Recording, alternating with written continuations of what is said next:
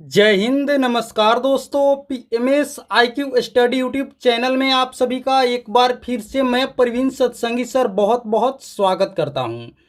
दोस्तों, आज की वीडियो में हम लोग देखेंगे रेलवे परीक्षा में बार बार पूछे जाने वाले अति महत्वपूर्ण प्रश्न। तो आप सभी से एक रिक्वेस्ट करूंगा दोस्तों कि इस वीडियो को, इस क्लास को आप लोग अंत तक जरूर देखेंगे, एक एक प्रश्न को अच्छे से समझेंगे और याद करेंगे। तो चलिए दोस्तों, आज की क्लास हम लोग शुरू करते हैं। पहला प्रश्न है, एस्टिग्मेटिज्म एक बीमारी है जो को प्रभावित करती है। दोस्तों, बतानी है कि एस्टिग्मेटिज्म बीमारी हमारे शरीर के किस अंग को प्रभावित करती है। एक बीमारी है तो आप लोग याद रखेंगे आंखों को प्रभावित करती है, यानी कि ऑप्शन बी इस प्रश्न का बिल्कुल करेक्ट आंसर होगा। एस्टिग्मेटिज्म बीमारी है जो हमारे आंखों को क्या करती है, प्रभावित करती है। आइए अब आगे बढ़ते हैं। अगला है दोस्तों, नाबार्ड का पूर्ण रूप क्या है। देखिए दोस्तों, नाबार्ड एक बैंक है, बताने है कि इसका पूर्ण रूप क्या है। तो आप लोग याद रखेंगे national bank for agriculture and rural development, यानी कि ऑप्शन बी इस प्रश्न का बिल्कुल करेक्ट आंसर होगा। National bank for agriculture and rural development. आप लोगों को दोस्तों बता दें कि ये कृषि क्षेत्र का एक सर्वोच्च बैंक है। क्या है? कृषि क्षेत्र का एक सर्वोच्च बैंक, जिसकी स्थापना आप लोग याद रखेंगे 12 जुलाई 1982 ईस्वी को दोस्तों हुई थी। ये भी प्रश्न बार बार परीक्षा में पूछे जाते हैं कि नाबार्ड बैंक की स्थापना कब हुई थी। तो आप लोग याद रखेंगे 12 जुलाई 1982 ईस्वी को, जो कृषि क्षेत्र का क्या है, एक सर्वोच्च बैंक है। आप सभी याद रखेंगे, ऑप्शन बी इसका करेक्ट आंसर होगा। आइए अब आगे बढ़ते हैं। अगला है दोस्तों, वे तत्व जो आमतौर पर एकाधिक ऑक्सीकरण अवस्थाएं प्रदर्शित करते हैं और जिनके आयन आमतौर पर रंगीन होते हैं, क्या कहलाते हैं। दोस्तों, प्रश्न को एक बार हम लोग फिर से पढ़ते हैं। वे तत्व वैसे तत्व जो आमतौर पर एकाधिक ऑक्सीकरण अवस्थाएं प्रदर्शित करते हैं और जिनके आयन आमतौर पर कैसे होते हैं, रंगीन होते हैं, क्या कहलाते हैं। तो आप लोग याद रखेंगे संक्रमण तत्व, यानी कि ऑप्शन ए इस प्रश्न का बिल्कुल करेक्ट आंसर होगा। दोस्तों, इसे संक्रमण तत्व कहे जाते हैं। वे तत्व जो आमतौर पर एकाधिक ऑक्सीकरण अवस्थाएं प्रदर्शित करते हैं और जिनके आयन जो होते हैं दोस्तों, ये आमतौर पर क्या होते हैं, रंगीन होते हैं, क्या कहे जाते हैं, संक्रमण तत्व। चलिए आगे बढ़ते हैं। अगला है, सन 2020-21 के लिए भारतीय उद्योग परिषद के अध्यक्ष पद पर किसकी नियुक्ति की गई है। तो आप लोग याद रखेंगे उदय कोटक को नियुक्त की गई है।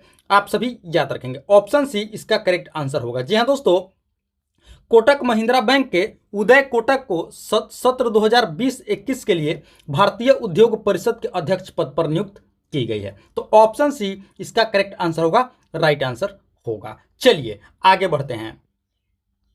अगला है दोस्तों, सभी अक्रिय गैस अणु होते हैं। दोस्तों, बतानी है कि जितने भी अक्रिय गैस हैं वो सभी के अणु कैसे होते हैं। तो आप लोग याद रखेंगे इसका सही उत्तर होगा दोस्तों एकल परमाणुक अणु होते हैं, यानी कि ऑप्शन सी। जी हाँ दोस्तों, सभी अक्रिय गैस अणु एकल परमाणुक होते हैं। तो ऑप्शन सी इस प्रश्न का बिल्कुल करेक्ट आंसर हो जाएगा। चलिए अब आगे बढ़ते हैं। अगला है दोस्तों, सरदार वल्लभ भाई पटेल किस आंदोलन या सत्याग्रह के अग्रणी थे। दोस्तों, बतानी है कि इनमें से किस आंदोलन के या सत्याग्रह के सरदार वल्लभ भाई पटेल अग्रणी थे। तो आप लोग याद रखेंगे दोस्तों बारदौली सत्याग्रह, यानी कि ऑप्शन सी। जी हाँ दोस्तों, बारदौली सत्याग्रह के जो नेतृत्व किए थे वो किए थे सरदार वल्लभ भाई पटेल। आप लोगों को दोस्तों बता दें कि ये एक किसान आंदोलन था। क्या था? किसान आंदोलन, जिसकी शुरुआत 1928 ईस्वी में हुई थी। आप लोग इसे भी अच्छे से याद रखेंगे। बारदौली सत्याग्रह की शुरुआत कब हुई थी? 1928 ईस्वी में। यह क्या था? एक किसान आंदोलन, जिसका नेतृत्व सरदार वल्लभ भाई पटेल ने किए थे। आइए अब आगे बढ़ते हैं।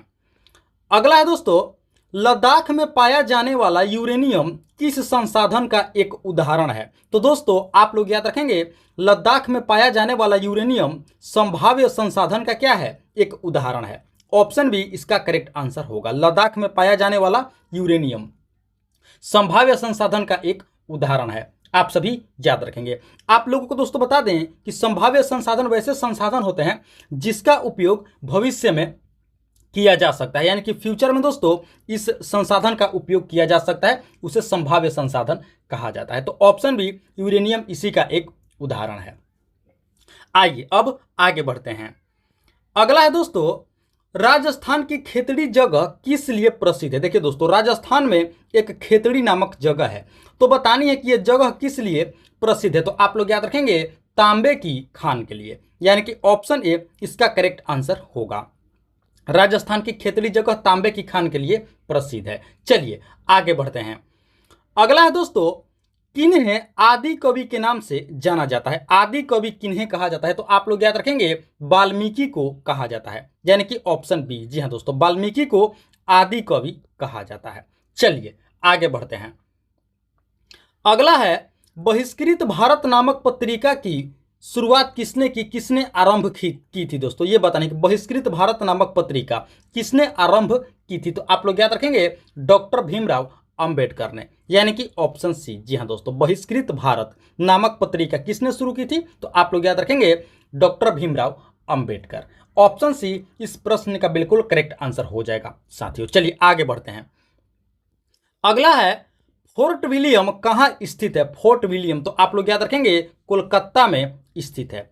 ऑप्शन ए इस प्रश्न का बिल्कुल करेक्ट आंसर होगा। फोर्ट विलियम कोलकाता में स्थित है। चलिए अब आगे बढ़ते हैं।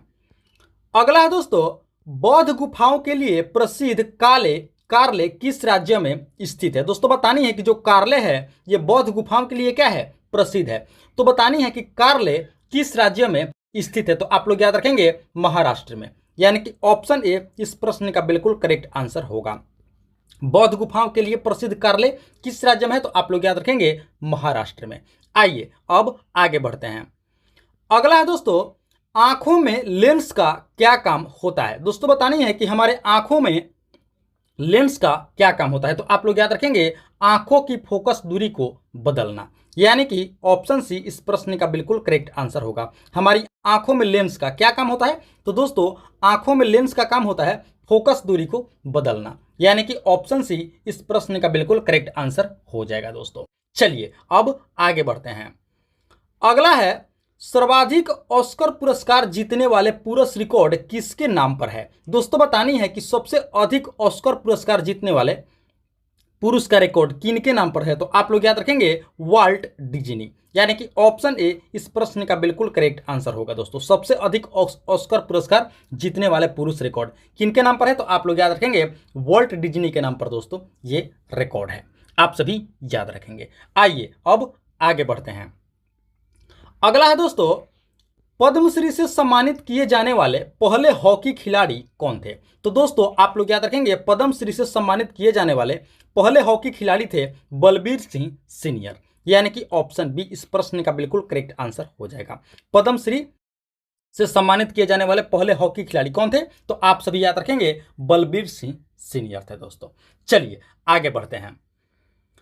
अगला है, निम्नलिखित में से एथेनॉल किससे प्राप्त किया जाता है। देखिए दोस्तों, अभी जो एथेनॉल है ये काफ़ी सुर्खियों में है। आप सभी को पता होगा कि E20 पेट्रोल अभी देश में चल रहा है, इसी के ऊपर आजकल काफ़ी दोस्तों बातें चल रही है। तो बतानी है कि एथेनॉल को किससे प्राप्त किया जाता है, तो आप लोग याद रखेंगे दोस्तों इसे गन्ना से प्राप्त किया जाता है। किससे प्राप्त किया जाता है, तो आप लोग याद रखेंगे गन्ना से प्राप्त किया जाता है। ऑप्शन सी इस प्रश्न का बिल्कुल करेक्ट आंसर होगा। एथेनॉल को गन्ना से प्राप्त किया जाता है।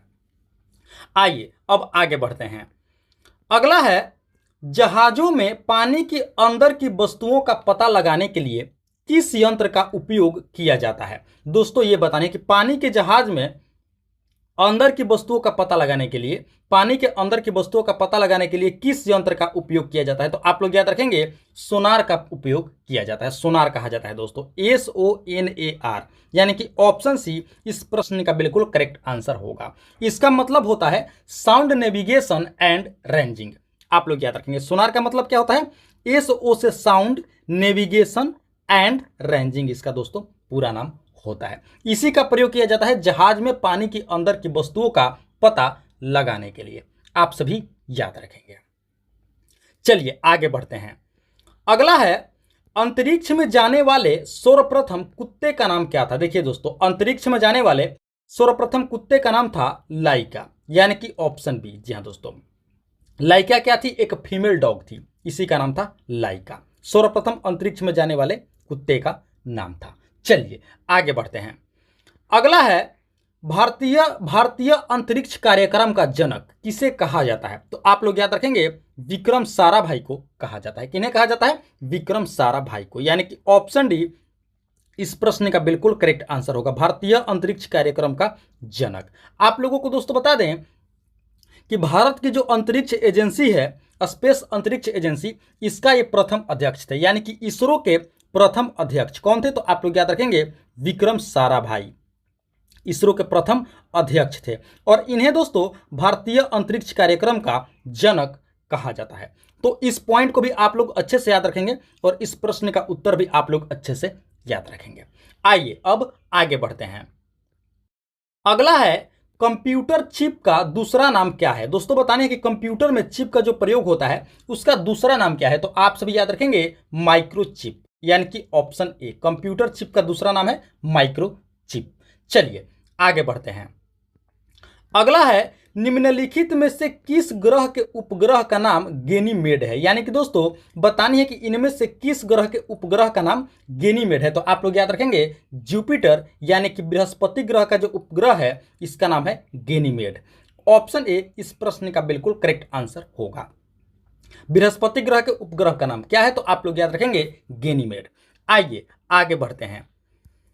अगला है दोस्तों पोलियो के टीके की खोज किसने की थी? तो आप लोग याद रखेंगे जोनास सॉल्क ने पोलियो के टीके की खोज की थी, यानी कि ऑप्शन ए इस प्रश्न का बिल्कुल करेक्ट आंसर होगा। पोलियो की टीके की खोज जोनास सॉल्क ने की थी। चलिए अब आगे बढ़ते हैं। अगला है निम्नलिखित में से कौन सी एक उत्कृष्ट नोबेल धातु है? दोस्तों बतानिए कि इनमें से कौन सी एक उत्कृष्ट यानी कि नोबेल धातु है? तो आप लोग याद रखेंगे चांदी, सिल्वर। ऑप्शन बी इस प्रश्न का बिल्कुल करेक्ट आंसर होगा। दोस्तों चांदी क्या है? एक उत्कृष्ट यानी कि नोबेल धातु है। आइए अब आगे बढ़ते हैं। अगला प्रश्न है चाणक्य का एक अन्य नाम क्या था? तो दोस्तों आप लोग याद रखेंगे चाणक्य का एक अन्य नाम था विष्णुगुप्त, यानी कि ऑप्शन सी इस प्रश्न का बिल्कुल करेक्ट आंसर होगा। चाणक्य का एक अन्य नाम क्या था? तो आप लोग याद रखेंगे विष्णुगुप्त। आइए अब आगे बढ़ते हैं। अगला है पीछे की ओर उड़ने वाला एकमात्र पक्षी कौन सा है? दोस्तों बतानी है कि पीछे की तरफ उड़ने वाला दुनिया का एकमात्र बर्ड पक्षी कौन सा है? तो आप लोग याद रखेंगे हमिंग बर्ड, यानी कि ऑप्शन ए इस प्रश्न का बिल्कुल करेक्ट आंसर होगा। हमिंग बर्ड दोस्तों दुनिया का एकमात्र पीछे की ओर उड़ने वाला पक्षी है। चलिए अब आगे बढ़ते हैं। अगला है खो खो खेल में प्रत्येक टीम में कितने खिलाड़ी होते हैं? दोस्तों बतानी है कि खो खो खेल में प्रत्येक टीम में कितने प्लेयर्स की संख्या होती है? तो आप लोग याद रखेंगे 9, यानी कि 9। ऑप्शन बी इस प्रश्न का बिल्कुल करेक्ट आंसर होगा। खो खो खेल के प्रत्येक टीम में कुल 9 खिलाड़ियों की संख्या होती है। आइए अब आगे बढ़ते हैं।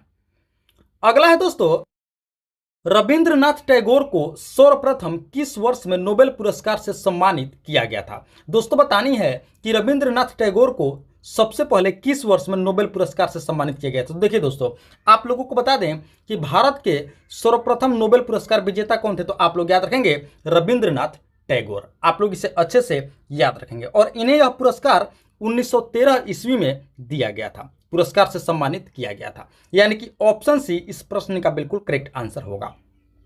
वर्ष 1913 ईस्वी में भारत के सर्वप्रथम दोस्तों नोबेल पुरस्कार से सम्मानित होने वाले व्यक्ति थे कौन? तो आप लोग याद रखेंगे रविंद्रनाथ टैगोर, यानी कि ऑप्शन सी इस प्रश्न का बिल्कुल करेक्ट आंसर होगा, राइट आंसर होगा। चलिए अब आगे बढ़ते हैं। अगला प्रश्न है दोस्तों निम्नलिखित में से किस प्रकार की मिट्टी न्यूनतम छिद्र यानी कि पोरस युक्त होती है? दोस्तों बताने कि इनमें से किस प्रकार की मिट्टी में न्यूनतम छिद्र होती है, यानी कि न्यूनतम छिद्र युक्त मिट्टी होती है? तो आप लोग याद रखेंगे चिकनी मिट्टी, यानी कि क्ले सॉइल। ऑप्शन सी इस प्रश्न का बिल्कुल करेक्ट आंसर होगा। दोस्तों जो क्ले सॉइल होते हैं, चिकनी मिट्टी होते हैं, ये न्यूनतम छिद्र युक्त मिट्टी होते हैं। तो ऑप्शन सी इस प्रश्न का बिल्कुल करेक्ट आंसर होगा। आइए अब आगे बढ़ते हैं। अगला प्रश्न है दोस्तों प्रसिद्ध यात्री जहाज टाइटैनिक किस देश का था? देखिए दोस्तों आप लोग टाइटैनिक जहाज के बारे में जानते होंगे, आप सभी को पता होगा। बताने है कि यह जहाज किस देश का था? तो आप लोग याद रखेंगे ब्रिटेन के, यानी कि ऑप्शन सी। जी हाँ दोस्तों ग्रेट ब्रिटेन के जहाज था टाइटैनिक, प्रसिद्ध यात्री जहाज टाइटैनिक। ऑप्शन सी इस प्रश्न का बिल्कुल करेक्ट आंसर होगा। चलिए अब आगे बढ़ते हैं। अगला है, इनमें से किस खेल को ओलंपिक खेल से हटा दिया गया है। दोस्तों ये बताने कि किस खेल को ओलंपिक के खेल से क्या कर दिया गया है, हटा दिया गया है। तो आप लोग याद रखेंगे बेसबॉल, यानी कि ऑप्शन सी। जी हाँ दोस्तों, बेसबॉल खेल को ओलंपिक के खेल से हटा दिया गया है, आप सभी याद रखेंगे। चलिए अब आगे बढ़ते हैं। अगला प्रश्न है, निम्नलिखित में से कौन सा शहर वास्तुकला की दृष्टि से नियोजित शहर है। दोस्तों बतानी है कि इनमें से कौन सा शहर वास्तुकला की दृष्टि से क्या है, एक नियोजित शहर है। तो आप लोग याद रखेंगे पंजाब की राजधानी चंडीगढ़। ऑप्शन डी इस प्रश्न का बिल्कुल करेक्ट आंसर होगा। दोस्तों चंडीगढ़ क्या है, एक वास्तुकला की दृष्टि से नियोजित शहर है। तो ऑप्शन डी इस प्रश्न का बिल्कुल करेक्ट आंसर हो जाएगा दोस्तों। चलिए अब आगे बढ़ते हैं। अगला है, ब्राजील की आधिकारिक भाषा यानी कि ऑफिशियल लैंग्वेज कौन सी है। दोस्तों ये बतानी है, ब्राजील की आधिकारिक भाषा ऑफिशियल लैंग्वेज। तो आप लोग याद रखेंगे पुर्तगाली वहां पर बोली जाती है। ऑप्शन ए इस प्रश्न का बिल्कुल करेक्ट आंसर होगा। ब्राजील की आधिकारिक ऑफिशियल लैंग्वेज कौन सी है, तो आप लोग याद रखेंगे पुर्तगाली। ऑप्शन ए इस प्रश्न का बिल्कुल करेक्ट आंसर हो जाएगा, आप सभी याद रखेंगे। तो दोस्तों ये थी हमारी आज की रेलवे एग्जाम में बार बार पूछे जाने वाले मोस्ट इंपॉर्टेंट सामान्य ज्ञान व सामान्य विज्ञान के प्रश्न। आशा करते हैं इस वीडियो को आप लोग अंत तक जरूर देखे होंगे, एक एक प्रश्न को अच्छे से समझे होंगे और याद भी कर लिए होंगे। तो आप सभी से एक रिक्वेस्ट करूंगा कि इस वीडियो को आप लोग अभी तक एक लाइक नहीं किए हैं तो दोस्तों आप लोग इस वीडियो को एक लाइक जरूर कर देंगे। साथ ही साथ PMS IQ study YouTube channel पर आप लोग पहली बार विजिट किए हैं तो दोस्तों इस चैनल को भी आप लोग जरूर सब्सक्राइब कर लेंगे। इसी तरह के महत्वपूर्ण प्रश्नावली वीडियो प्रतिदिन देखने के लिए, अपनी तैयारी को बेहतर और मजबूत करने के लिए वीडियो को लाइक करके चैनल को सब्सक्राइब कर लेंगे। तो इस क्लास में फिलहाल इतना ही, मिलते हैं एक और मोस्ट इंपॉर्टेंट वीडियो में। तब तक के लिए आप सभी का बहुत बहुत धन्यवाद। जय हिंद दोस्तों।